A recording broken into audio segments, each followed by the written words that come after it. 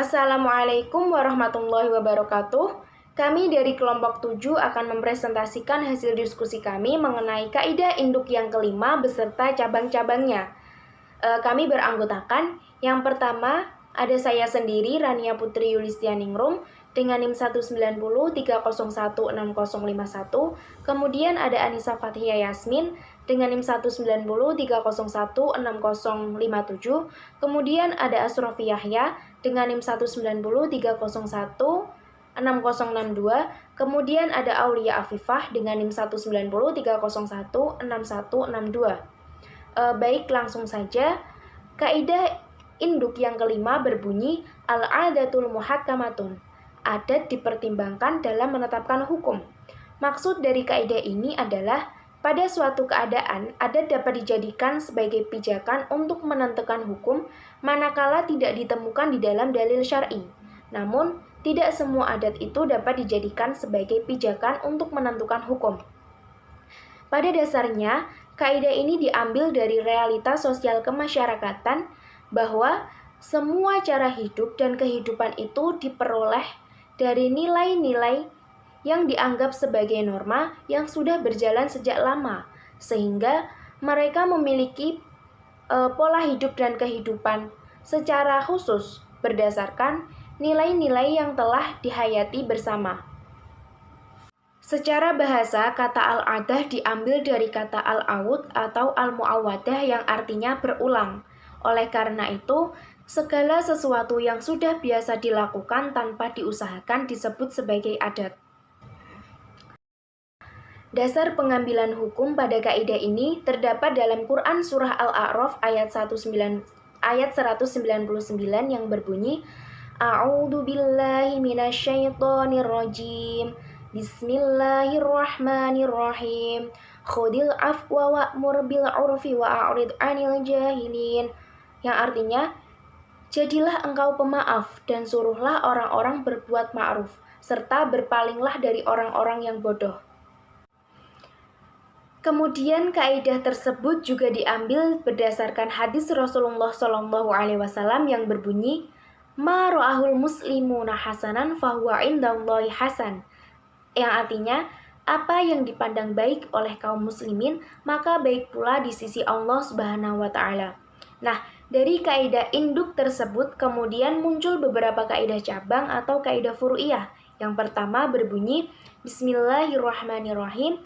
Kullu ma warada bihi syar'u mutlaqan wala dhabita lahu fihi wala lughata yurja'u fihi ilal 'urfi. Yang artinya, setiap aturan yang didatangkan oleh syarak secara mutlak dan tidak ada pembatasannya di dalam syarak dan juga tidak ada pembatasannya dalam aturan bahasa, maka ketentuannya dikembalikan kepada kebiasaan atau urf. Contoh dari kaidah cabang yang pertama ini adalah menurut kebiasaan yang ada di dalam masyarakat, semua makanan dan minuman yang disuguhkan kepada tamu itu boleh dimakan tanpa harus membayar. Tetapi apabila ada ketentuan lain, hendaknya diberitahu melalui pengumuman, petunjuk, ataupun isyarat yang menunjukkan bahwa apa yang disajikan itu mesti dibayar. Baik, terima kasih pemateri pertama. Selanjutnya saya akan menjelaskan mengenai cabang kaidah kedua yang berbunyi Al-'adatul muttaradatu fi nahiyatin la tunazzilu manzilatas syarti, yang artinya adat kebiasaan yang diterapkan dalam satu segi tidak dapat menempati tempat syarat.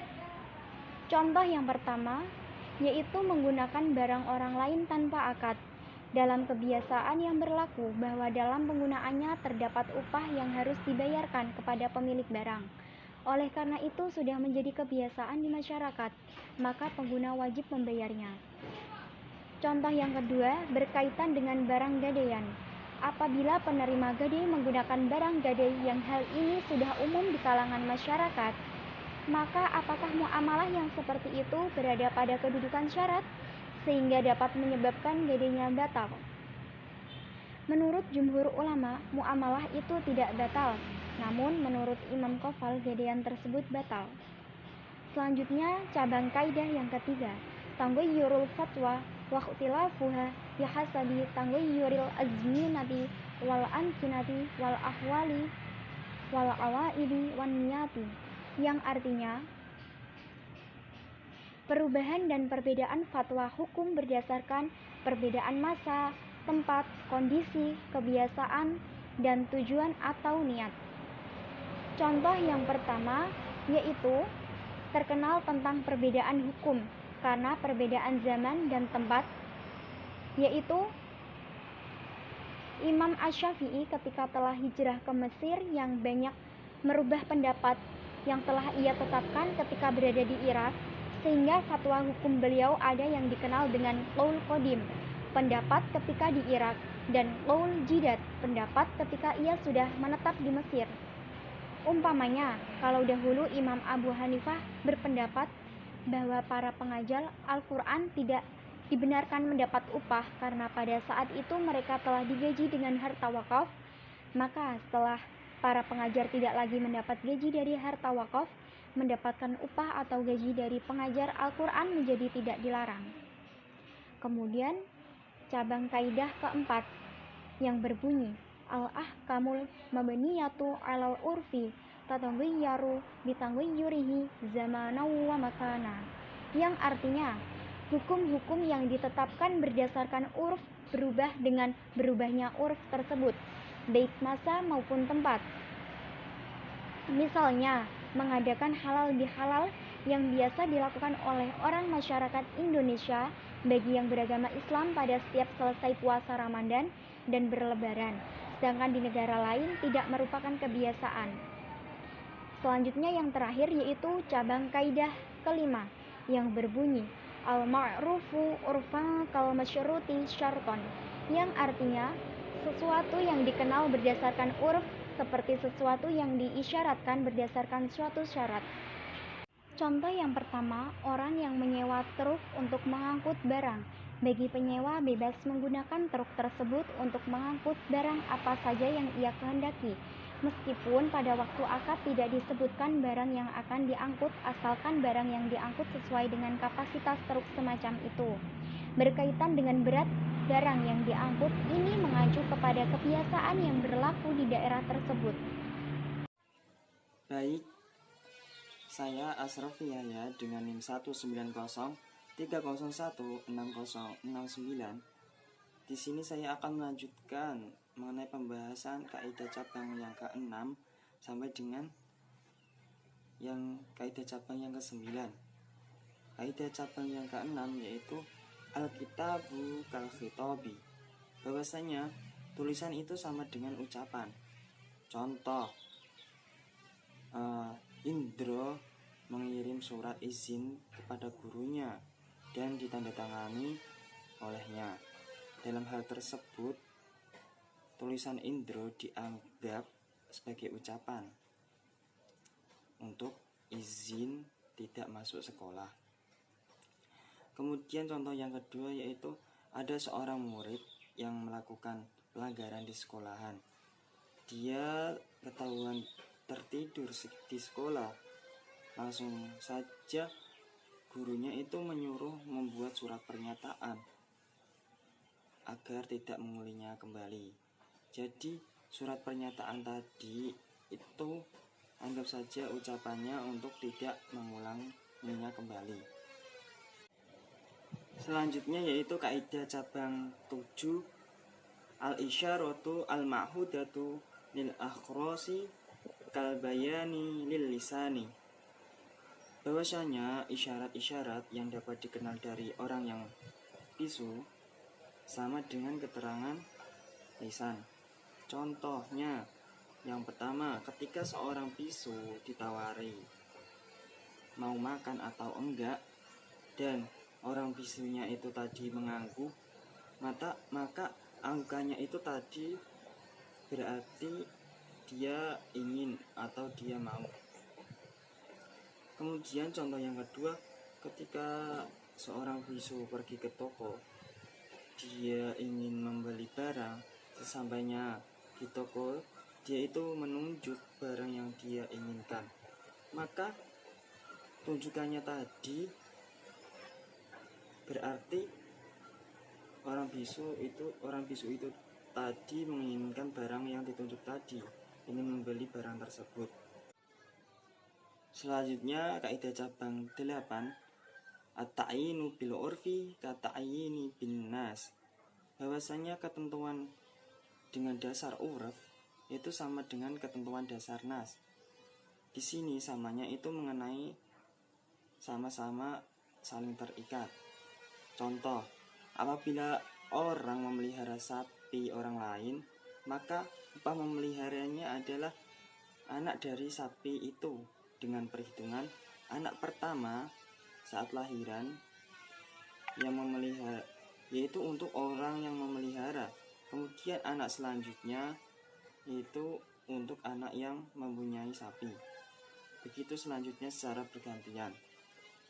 Contoh kedua, apabila seorang menyewa rumah atau toko tanpa menjelaskan siapa yang bertempat tinggal di rumah atau toko tersebut, maka si penyewa bisa memanfaatkan rumah tersebut tanpa mengubah bentuk atau kamar-kamar rumah kecuali dengan izin orang yang menyewakan.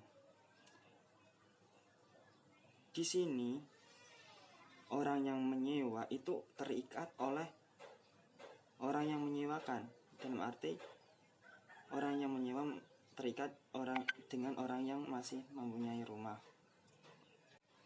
Selanjutnya yaitu kaidah cabang yang ke-9, al-ibratu lil ghalibi asy-syai'i la linadiri. Bahwasanya yang jadi pegangan adalah yang biasa dan sering terjadi, bukan yang jarang terjadi. Contoh, dalam menetapkan hukum mahar perkawinan, itu tidak ada kejelasan berapa banyak ketentuan mahar tersebut. Maka ketentuan mahar itu diambil berdasarkan pada kebiasaan daerah setempat. Contoh kedua, ketika seorang ulama berbeda pendapat tentang waktu hamil terpanjang, tetapi dengan menggunakan kaidah di atas, kaidah tadi, maka waktu hamil terpanjang itu tidak akan melebihi 1 tahun, sama halnya dengan waktu menstruasi itu berhenti, biasanya itu umur 55 tahun. Baik, selanjutnya akan dilanjutkan pemateri selanjutnya. Assalamualaikum warahmatullahi wabarakatuh. Perkenalkan, nama saya Aulia Afifah, NIM 1900161662. Di sini saya akan menjelaskan mengenai cabang ke-10, 11, dan 12 dari kaidah induk kelima yang berbunyi al-adatu al-muhakkamah. Baik, untuk cabang yang ke-10 berbunyi al-istiqmalun nas hujjatun yajibul amalu biha, yang artinya perbuatan orang banyak adalah hujjah atau alasan yang wajib diamalkan. Maksud kaidah ini adalah apa yang sudah menjadi adat kebiasaan di masyarakat menjadi pegangan, dalam artian setiap anggota masyarakat harus menaatinya. Contohnya, apabila tidak ada perjanjian antara sopir truk dan kuli mengenai menaikkan dan menurunkan batu bata, maka sopir diharuskan membayar ongkos sebesar kebiasaan yang berlaku. Baik, untuk cabang yang ke-11 berbunyi innama tu'tabarul adatu idza daradat au ghalabat, yang artinya adat yang dianggap dasar penetapan hukum hanyalah apabila telah menjadi kebiasaan terus-menerus atau lebih banyak berlaku. Maksud kaidah ini adalah dalam masyarakat, suatu perbuatan atau perkataan yang dapat diterima sebagai adat kebiasaan apabila perbuatan atau perkataan tersebut sering berlakunya, atau dengan kata lain, sering berlakunya itu sebagai suatu syarat atau salah satu syarat bagi suatu adat untuk dapat dijadikan sebagai dasar hukum. Contohnya, apabila seseorang yang berlangganan koran selalu diantar ke rumahnya, ketika koran tersebut tidak diantar ke rumahnya, maka orang tersebut dapat menuntut kepada pihak pengusaha koran. Selanjutnya yaitu cabang ke-12 yang berbunyi al-ma'rufu bainat tujari kal masyruti bainahum, yang artinya sesuatu yang telah dikenal di kalangan para pedagang, seperti syarat yang berlaku di antara mereka. Maksud dari kaidah ini adalah sesuatu yang menjadi adat di antara pedagang seperti disyaratkan dalam transaksi itu berlaku. Contohnya, transaksi jual beli batu bata bagi penjual untuk menyediakan angkutan sampai ke rumah pembeli. Biasanya, harga batu bata yang dibeli sudah termasuk biaya angkutan ke lokasi pembeli. Mungkin cukup sekian penjelasan mengenai cabang ke-10, 11, dan 12 dari kaidah induk kelima yang berbunyi al-adatu al-muhakamah. Mohon maaf apabila ada kesalahan. Terima kasih. Wassalamualaikum warahmatullahi wabarakatuh.